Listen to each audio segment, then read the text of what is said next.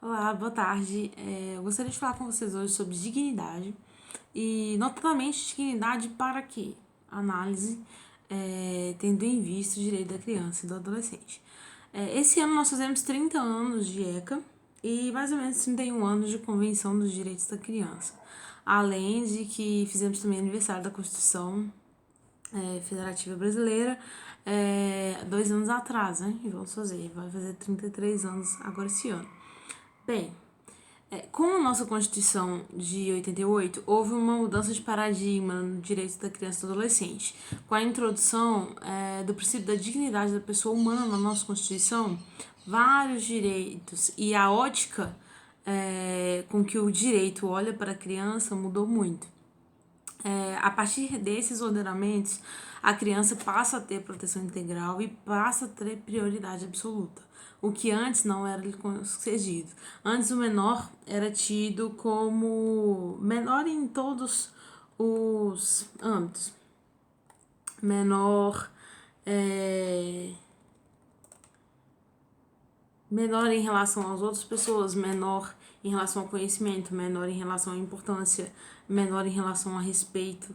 E com a mudança para a Constituição e o ECA, a introdução do ECA, essa situação se modificou graças a Deus e a todo o ordenamento jurídico, e aí entra o princípio da dignidade humana em sua vertente kantiana ou em sua vertente cristã. A gente consegue perceber a dignidade da pessoa humana atuando nos direitos das crianças e dos adolescentes. Antes, e aqui vale um aspecto não é legal, mas é um aspecto curioso, assim, eu gosto bastante de coisas de história, do que já aconteceu. Zaffaroni traz no livro dele, deixa eu ver, cadê? Tá, depois eu coloco pra vocês. Traz a informação de que havia um direito do menor em paralelo ao direito penal, e esse direito do menor, ele tinha um critério tutelar paternalista. Não era permitido ao menor a defesa. Eles não tinham advogado. Hoje a situação mudou. Hoje o adolescente ele se defende, o adolescente é ouvido, são analisadas várias circunstâncias da vida do adolescente para a combinação penal ou para qualquer tipo de aplicação de medida.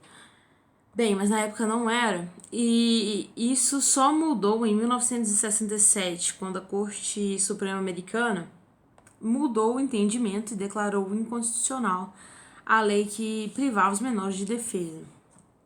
O caso aconteceu a partir de um fato em que um adolescente de 15 anos ligou para a vizinha e começou a falar com ela indecências pelo telefone. E aí ele foi levado à corte, à vara, e aí a vara no sentido de juízo, né? A vara, e aí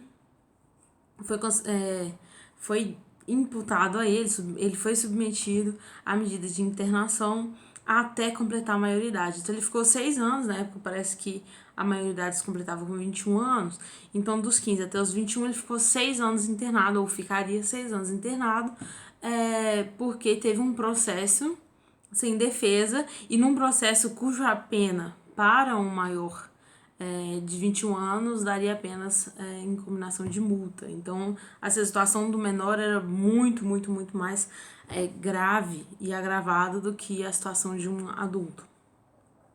Isso. Essa mudança de paradigma traz o questionamento de dignidade para quê? Então, vários direitos, inclusive direito à expressão, direito à educação, direito a vários direitos processuais, direito à liberdade de pensamento, direito à liberdade de crença e de consciência. Vários direitos são concedidos às crianças a partir do final da década de 80 e início da década de 90. E a forma de exercer esses direitos também é prevista e também é incentivada. Dessa forma, não há que se falar num esgotamento, num engessamento da autonomia e da liberdade da criança, pelos princípios de proteção integral e prioridade absoluta. Não há que se falar nisso. Crianças são pessoas dignas de respeito, dignas de oportunidade, dignas de ensino, dignas de consideração, de cuidado, de proteção. Essa dignidade existe para assegurar direito a respeito, direito a oportunidades, direito ao devido ensino, à devida consideração, ao devido cuidado, à devida proteção. Então, respondendo ao questionamento, dignidade para quê? Dignidade para falar e ser ouvido, dignidade para participar em sociedade, dignidade para aprender e expor o que entendeu, dignidade para decidir aspectos de sua vida, dignidade para expor a falta do necessário, dignidade para reclamar seus direitos, dignidade para requerer proteção, dignidade para viver. Em suma, esse é um esboço de um possível projeto de pesquisa que eu ainda vou fazer, e fica aí a indagação.